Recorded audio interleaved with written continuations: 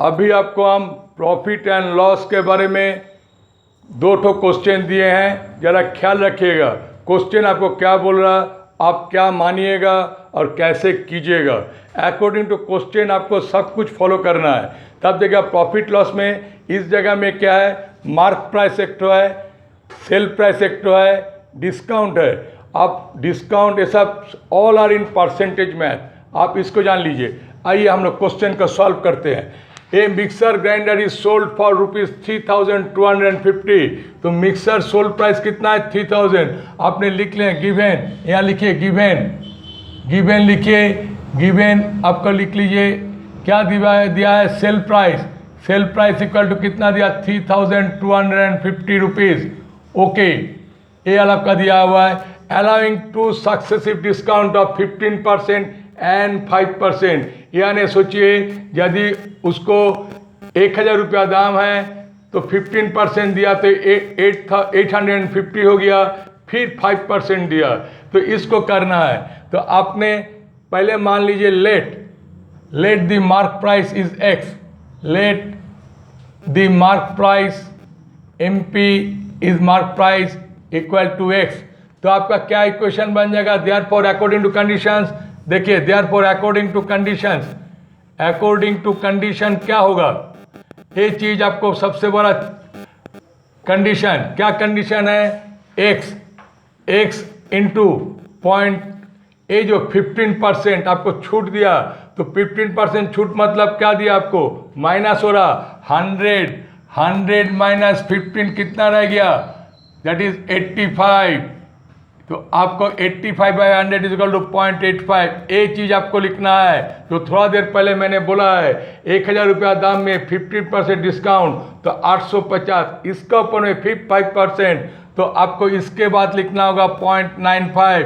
Be careful, ये अगर नहीं लिख के उल्टा कर दिया तो आपका नहीं होगा। Equal to 3,250 rupees. तो x इक्वल टू क्या हो जाएगा, देख लीजिए, x equal to 3250 by 85 into 95 into, देखिए इसके लिए 100 जाएगा ऊपर एंड इसके लिए भी 100 ऊपर जाएगा, और देखिएगा आपका आंसर आराम से 4000 आ जाएगा, क्योंकि ये 19 से भी डिवाइड होगा, 17 से भी जाएगा।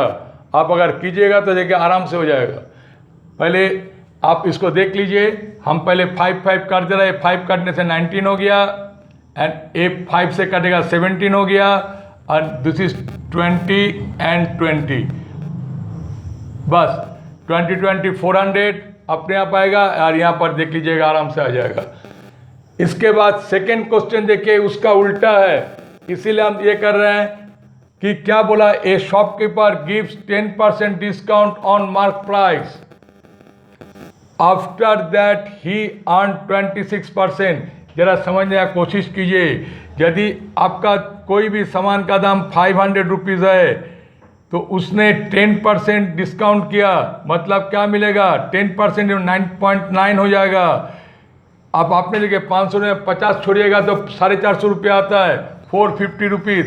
ये 450 में बेचने का बाद भी उसका 26% प्रॉफिट होता है। तो इसको लिखने का तरीका कैसा होगा, ये ज़रा देख लीजिए। आप अभी क्लास 9 में आ गए हैं, 9 का मैथ है ये सब, तो आप इसको कैसे लिखिएगा। मार्क प्राइस कितना है, 840, तो 840 10% डिस्काउंट किया इंटू 0.9, क्यों 9 हुआ, आप देखिए 100 से 10 माइनस कीजिए तो कितना होगा, 90, बस 0.9 इक्वल टू, अब आपका देखिए सेल प्राइस हम नहीं लिखे, यहाँ बाद में लिखेंगे, ठीक है, x इंटू 1.26। तो आप लिख दीजिएगा लेट, पहले लिखना चाहिए था हमको, लेट सेल प्राइस, सॉरी ये कॉस्ट प्राइस होगा, सेल प्राइस तो आप जान लिए, इसको 9 से मल्टीपल करने, 0.9 से करने से सेल प्राइस आ गया। Let cost price CP equal to x, तो ये चीज x कॉस्ट प्राइस से 1.26 क्यों हुआ, 100 plus 26% profit equal to 126. 126 by 100 is equal to 1.26, 26%. तो आपका ए हो गया मैथ. तो x मतलब cost price is equal to 840, 84 हो जाएगा, यहाँ पॉइंट हट जाएगा, एक कट गया, 84 इंटू 9 डिवाइडेड बाई 126, ऊपर में 100. अब देखिए 9 ये वाला 14 हो गया, एक कट गया, एक कितना हो गया 14,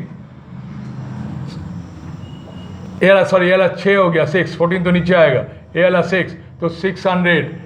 एकदम आराम से देखिए मैथ बन गया 600.